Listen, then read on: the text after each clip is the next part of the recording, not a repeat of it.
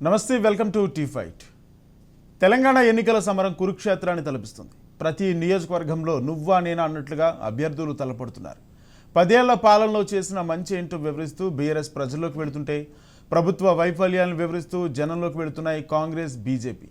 ఇలాంటి పరిస్థితుల్లో కరీంనగర్, ఖమ్మం, భూపాలపల్లి నియోజకవర్గాల్లో పార్టీలు, అభ్యర్థుల బలాబలాలపై టీ ఫైట్ స్పెషల్ ఫోకస్లో చూద్దాం. కరీంనగర్ నియోజకవర్గంలో ఈసారి ఇంట్రెస్టింగ్ ఫైట్ కనిపిస్తుంది. ఎక్కడి నుంచి పోటీ? మంత్రి గంగుల కమలాకర్, బీజేపీ ముఖ్య నేత బండి సంజయ్. కాంగ్రెస్ నుంచి పురుమళ్ళ శ్రీనివాస్ బరిలో ఉన్నారు. ముగ్గురు మున్నూరు కాపు సామాజిక వర్గానికి చెందిన వారే కావడంతో టఫ్ కాంపిటీషన్ కనిపిస్తుంది. త్రిముఖ పోటీలో ప్రజలు కారుకే పట్టం కడతారా లేక సంజయ్ని అసెంబ్లీకి పంపిస్తారా అనేది ఇంట్రెస్టింగ్ గా మారింది. తెలంగాణలో హైదరాబాద్, వరంగల్ తరువాత అంత ప్రాముఖ్యత ఉన్న జిల్లా కరీంనగర్. ఉద్యమాల పురిటిగడ్డ. చారిత్రకంగా ఈ జిల్లాకు ఎంతో ప్రాముఖ్యత ఉంది. శాతవాహనులు, కాకతీయులు, మౌర్యులు, ఆసఫ్ జాహీలు సహా ఎంతో మంది రాజవంశీయుల ఏలుబడిలో కీలక ప్రాంతంగా నిలిచింది కరీంనగర్. ఈ జిల్లాకు రాజకీయ, చారిత్రక ప్రాముఖ్యత చాలా ఉంది. నాడే కాదు, నేడు కూడా ఈ జిల్లా రాజకీయంగా చాలా కీలకంగా మారింది. తెలంగాణ ఉద్యమానికి ఊపిరి పోసింది కరీంనగర్. ఎందరో ఉద్యమకారులను, కళాకారులను అందించింది కరీంనగర్. ప్రస్తుతం తెలంగాణ 3వ శాసనసభకు ఎన్నికలు జరుగుతున్నాయి. ఈ జిల్లా నుంచి, ముఖ్యంగా కరీంనగర్ నియోజకవర్గం నుంచి కీలక నేతలు బరిలో నిలుస్తున్నారు.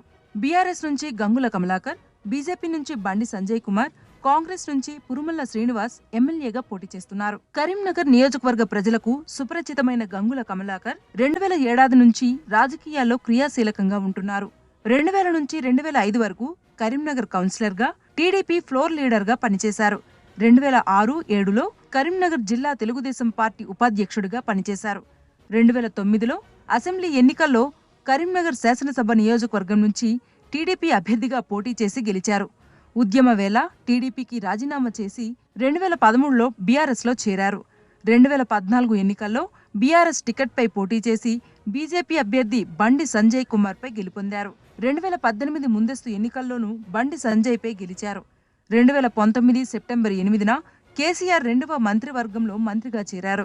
ఇప్పుడు 4వసారి ఎన్నికల బరిలో నిలుస్తున్న గంగుల కమలాకర్ తానేంటో నిరూపించుకోనున్నారు. అభివృద్ధి పనులు, ప్రభుత్వ పథకాలే తనను మరోసారి గెలిపిస్తాయని గట్టి విశ్వాసంతో ఉన్నారు మంత్రి గంగుల కమలాకర్. భయంతో బతికే కరీంనగర్ చూడొద్దు. కేసీఆర్ లేని తెలంగాణ ఊహించుకోకండి. తెలంగాణ రాష్ట్ర సమితి బీఆర్ఎస్ పార్టీ లేని తెలంగాణ ఊహించుకోకండి. గతంలో చూసాము, మళ్ళీ అటువంటి పరిస్థితి రావద్దు. కాబట్టి మీ అందరికి వినయపూర్వకంగా నమస్కారాలు తెలియజేసుకుంటున్నాను. ఒక్కటి మాత్రం చెప్పండి, హైదరాబాద్ నగరం సంపద పెరిగింది. మన హైదరాబాద్ నగరం ఉండనా లేదా?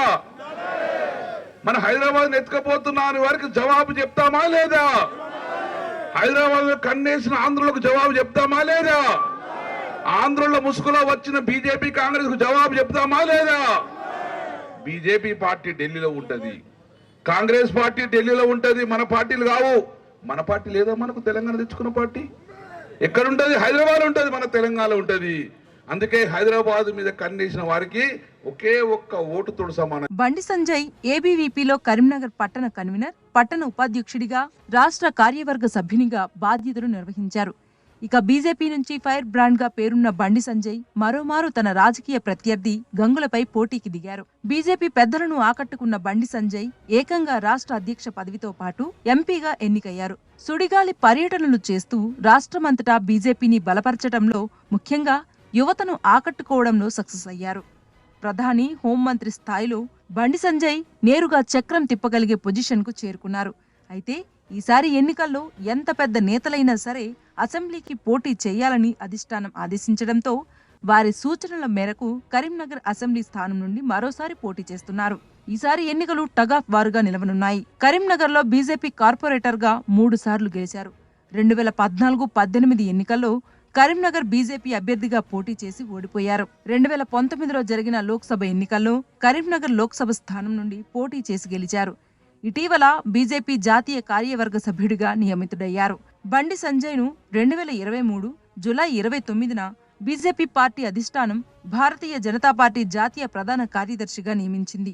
ప్రస్తుతం ఆయన 3వసారి ఎమ్మెల్యేగా బరిలోకి దిగి తన అదృష్టాన్ని పరీక్షించుకుంటున్నారు. ఇప్పటికే 2 సార్లు ఓడిపోయిన ఆయన మూడోసారి తప్పక గెలుస్తాననే ధీమాతో ఉన్నారు. తనకున్న క్రేజ్తో తాను చేసిన అభివృద్ధి పనులను చూసి నియోజకవర్గ ప్రజలు తనను గెలిపిస్తారని, అవినీతి అరాచక బీఆర్ఎస్ పాలనకు చరమగీతం పాడతారని అంటున్నారు బండి సంజయ్. కాంగ్రెస్ పార్టీ నుంచి పురుమల్ల శ్రీనివాస్ బరిలోకి దిగారు. ప్రస్తుతం బొమ్మకల సర్పంచ్గా కొనసాగుతున్నారు.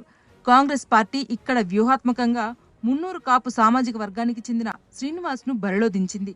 మంత్రి గంగుల విజయాలకు చెక్ పెట్టాలన్న లక్ష్యంతో ఈసారి శ్రీనివాస్కు టికెట్ ఇచ్చినట్లు చర్చ జరుగుతోంది.